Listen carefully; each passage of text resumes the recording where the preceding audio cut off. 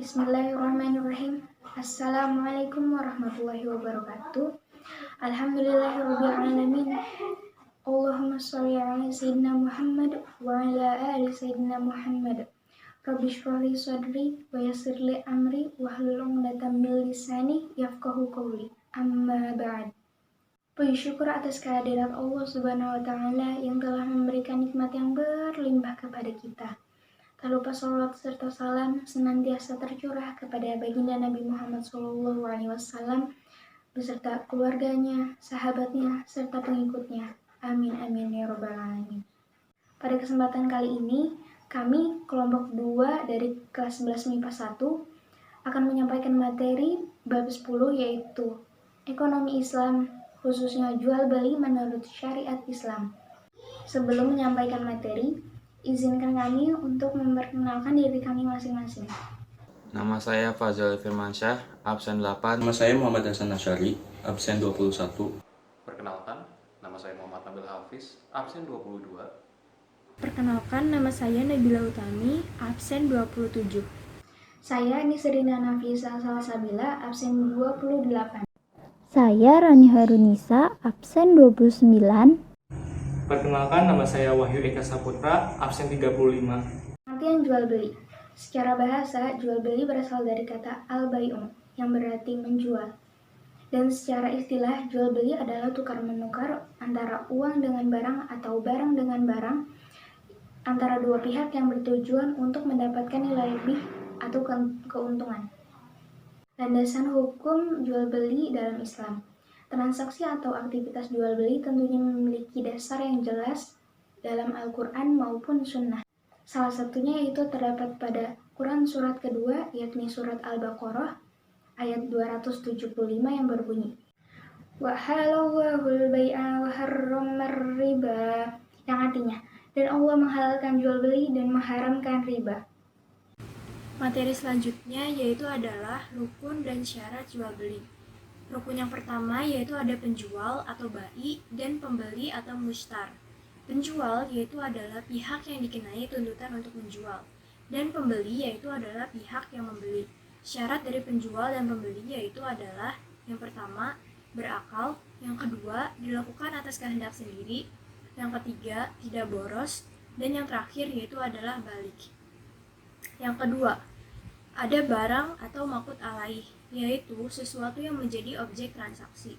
Memiliki syarat, yaitu yang pertama, halal dan suci, yang kedua, bermanfaat, yang ketiga, keadaan barang dapat diserah terimakan, yang keempat, milik sendiri atau yang diwakilinya, dan yang terakhir yaitu keadaan barang dapat diketahui oleh penjual dan pembeli.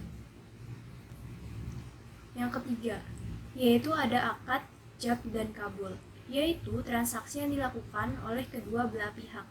Ijab artinya pernyataan penjual, sedangkan kabul adalah perkataan pembeli barang. Rasulullah SAW bersabda yang artinya, sesungguhnya jual beli itu hanya sah jika suka sama suka. Hadis riwayat Ibnu Hibban.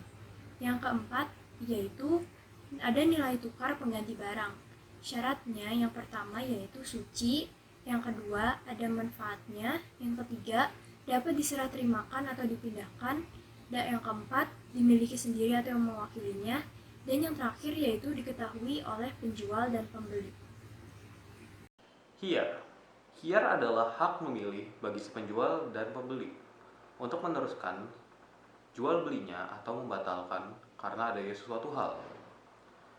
Misalnya, ada cacat pada barang. Hukum Islam membolehkan hak khiyar agar tidak terjadi penyesalan bagi penjual maupun pembeli. Macam-macam khiyar. 1. Khiyar majelis, yaitu penjual dan pembeli boleh memilih di antara dua hal, selama keduanya masih berada di tempat jual beli. Rasulullah SAW bersabda, dua orang yang berjual beli boleh memilih akan meneruskan atau tidak selama keduanya belum berpisah. Hadis riwayat Bukhari dan Muslim. 2. Khiyar syarat, yaitu sesuatu yang dijadikan syarat oleh penjual atau pembeli. Rasulullah SAW bersabda kepada seorang lelaki, engkau boleh khiyar pada segala barang yang engkau beli selama 3 hari 3 malam. Hadis riwayat Baihaqi dan Ibnu Majabi. 3. Khiyar aibi atau cacat, yaitu khiyar yang ada cacatnya. Maksudnya pembeli boleh mengembalikan barangnya jika ada cacat dan berdasarkan kesepakatan antara penjual dan pembeli. Macam-macam jual beli dalam Islam. Yang pertama, jual beli yang sah dan tidak terlarang, yaitu jual beli yang terpenuhi rukun dan syarat-syaratnya. Yang kedua, jual beli yang terlarang dan tidak sah atau batil, yaitu jual beli yang salah satu atau seluruh rukunnya tidak terpenuhi, atau jual beli itu pada dasarnya tidak disyariatkan atau tidak sesuai dengan ajaran Islam. Contohnya seperti jual beli barang najis, jual beli air mani hewan ternak, jual beli anak hewan yang masih dalam perut induknya atau belum lahir, dan jual beli yang mengandung unsur kecurangan dan penipuan. Yang ketiga, jual beli yang sah tetapi terlarang atau fasid.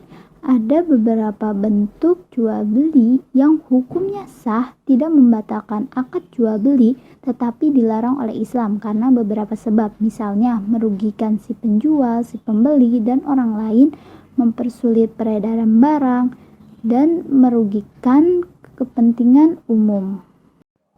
Contoh jual beli yang sah tetapi terlarang atau fasid. Yang pertama, mencegat para pedagang yang akan menjual barang-barangnya ke kota dan membeli barang-barang mereka dengan harga yang sangat murah, kemudian menjualnya di kota dengan harga yang sangat tinggi. Yang kedua, jual beli dengan maksud untuk ditimbun, terutama terhadap barang yang dibutuhkan. Yang ketiga, menjual barang yang akan digunakan oleh pembelinya untuk berbuat maksiat. Yang keempat, menawar sesuatu barang dengan maksud hanya untuk memengaruhi orang lain agar mau membeli barang yang ditawarnya, sedangkan orang yang menawar tersebut adalah teman si penjual. Jual beli seperti ini disebut najshi. Yang kelima, monopoli. Riba. Riba adalah tambahan dalam transaksi muamalah. Riba sering terjadi pada emas, perak, tukar-menukar bahan makanan, dan utang piutang. Syekh Muhammad Abduh, yang merupakan pengarang tafsir fi Dalil Quran, mendefinisikan bahwa riba adalah penambahan-penambahan yang disyaratkan oleh orang yang memiliki harta kepada orang yang meminjam hartanya atau uangnya karena janji pembayaran oleh peminjam dari waktu yang telah ditentukan. Dalam masyarakat kita, riba sudah sering terjadi dalam transaksi muamalah dan disebut bunga.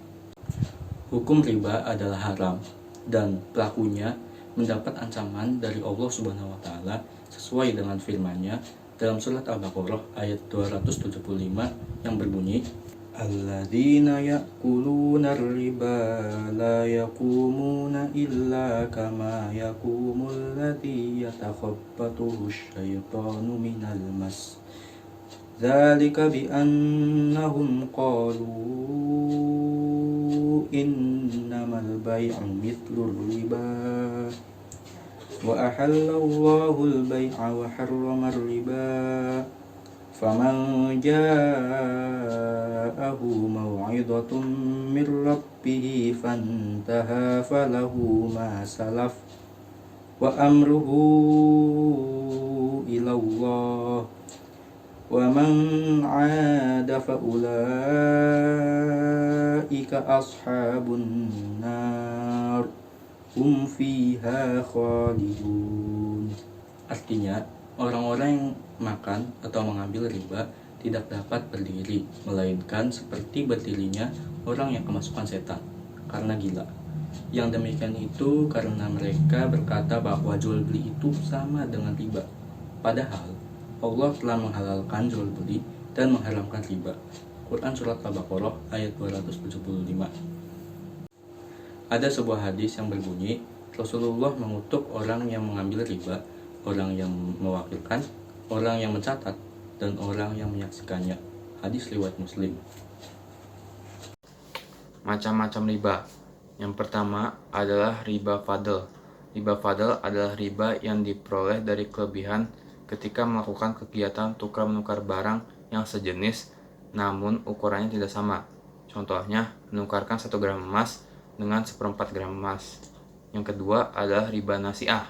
Riba nasi'ah adalah riba yang terjadi karena transaksi antara dua jenis barang yang sama maupun tidak sama namun dengan penangguhan pembayaran. Contohnya, Alpi meminjam uang kepada Elsa sebesar Rp100.000 dengan tempo 1 bulan.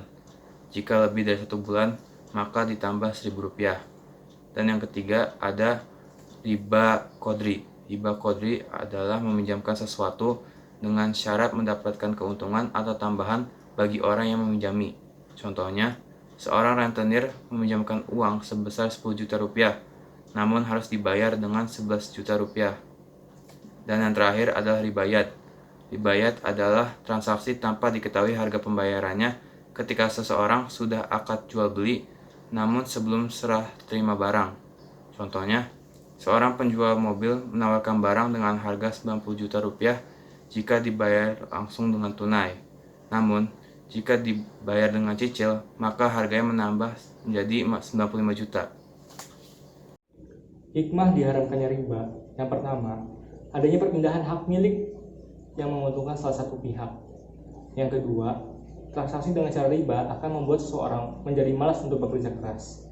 Yang ketiga, mengakibatkan terputusnya ikatan saling menolong antar sesama manusia dalam hal pinjam-meminjam.